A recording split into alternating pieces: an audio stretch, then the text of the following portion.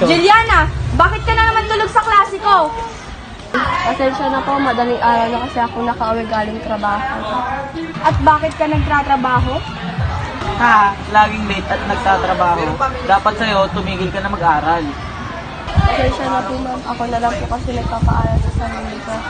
At walang nakakaya sa mga ginagawa. Ganun ba? Paumanhin sa mga nasabi ko.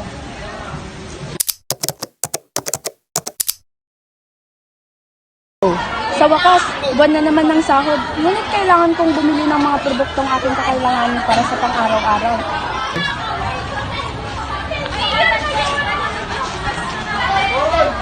Magkano po lahat ng aking pinamili?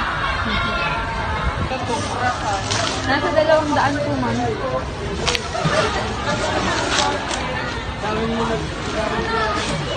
Nakabili na ako ng aking pangangailangan. Ngayon, kailangan ko namang magbayad ng buwis. Magandang araw po. Ano po ang Magandang araw, B.